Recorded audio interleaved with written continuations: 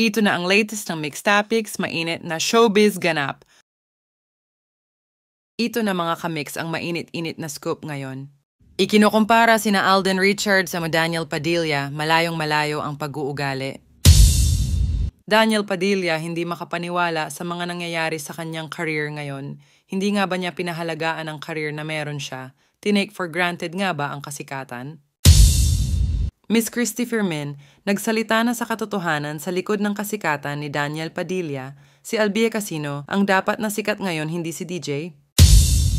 Parehas na magandang lalaki, may kanya-kanyang talento, diskarte sa pag-arte, at parehas na maraming tagahanga ang dalawang artistang ito, parehas na nakasama ni Catherine Bernardo sa mga pelikula, walang iba kundi ang dating kasintahan, ang supreme idol na si Daniel Padilla at ang Asia's multimedia star na si Alden Richards.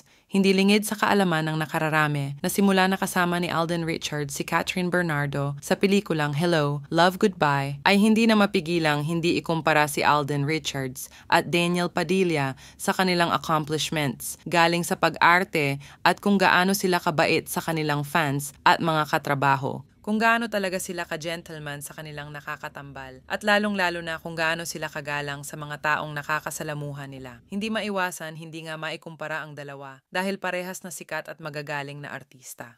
Marami ang nakapansin sa pagkakaiba ng ugali ni Alden Richards at Daniel Padilla ayon sa mga tao at fans na nakasama nila na malayong-malayo daw ang ugali ni Daniel Padilla kay Alden Richards dahil si Alden daw kahit saan mo makita at makasama ay hindi nagbabago ang treatment niya sa mga katrabaho, fans at mga taong nakakasalamuha niya, laging nagpapasalamat sa itaas sa mga blessings na nare-receive niya, lagi niyang inaalala kung saan siya galing at aware siya na utang niya ang kasikatan niya ngayon sa mga taong tumulong sa kanya, sa pamilya niya at sa mga fans na hindi tumigil na sumuporta sa kanya. Hindi daw makikitaan ng yabang si Alden Richards, very humble siya, at down to earth marami din ang nagsasabi na hindi siya binabago ng kasikatan at karangyaan na mayroon siya ngayon. Ayon kay Alden ay nag-give back siya sa community at mga fans, kaya naman nagtayo siya ng sarili niyang foundation para sa mga kapus-palad at gustong mag-aral. Samantala, ayon naman sa mga taong nakasama at nakatrabaho ni Daniel, pati na rin ang mga fans, na iba daw ang ugali ni Daniel Padilla sa likod ng kamera, nag-iba daw ang ugali niya simula noong sumikat siya at tila nakalimutan daw niya kung saan siya nanggaling dati. Iba din ang treatment niya sa kanyang mga fans at nag-iba ang pag-uugali nito, naging mayabang daw ang binata at tila tinake. For granted daw ni Daniel ang mga bagay na mayroon siya ngayon, ang kanyang kasikatan, karangyaan, at pati na rin ang mga taong nagmamahal sa kanya ay inabuso niya. Nakalimutan daw niyang ibalik ang mga paa niya sa lupa at nanatiling naging mayabang. Sa mga obserbasyon ngayon ng mga tao, dahil sa mga tinatamasa niyang yaman at kasikatan, nagpabaya siya sa kanyang career, nagpabaya siya sa mga taong nagmamahal sa kanya na laging andyan para sa kanya lalo na ang dating kasintahan na si Catherine Bernardo.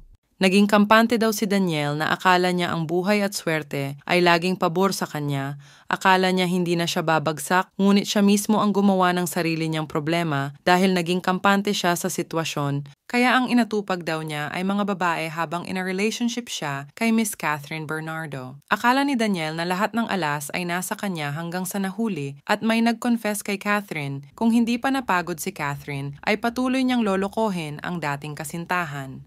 Ayon naman sa naibahagi ni Miss Christy Fermin sa kanilang blog na hindi dapat kay Daniel ang posisyon at kasikatan ni Daniel ngayon, kundi dapat ay kay Albie Casino ang spotlight ni Daniel. Kung hindi lamang daw nagkaproblema si Albie Casino noon about sa baby daddy issue, ay si Albie Casino at Catherine Bernardo ang magka-love team ng isang dekada, sinwerte lang daw si Daniel Padilla dahil siya ang ipinalit sa posisyon ni Albie Casino. Ayon din kay Miss Christy Fermin na malayong-malayo si Daniel Padilla kay Alden Richards dahil si Alden ay marunong magpahalaga sa mga blessings na natatanggap niya at marunong magpasalamat sa mga fans at mga taong tumulong sa kanya. Binibigyan din niya ng importansya ang kanyang mga fans na siyang nagluklok sa kanya sa kasikatan. Naging mayabang daw kasi si Daniel at hindi naging maganda ang treatment niya sa iba niyang mga fans at lalong hindi daw maganda ang ginawa niya kay Catherine Bernardo. Inabuso niya ang kabaitan ng dating kasintahan pati na rin ang kanyang mga kaibigan at mga taong nagmamahal sa kanya. Hanggang dito na muna mga kamix. Please check my podcast and playlist for more related videos. Salamat po.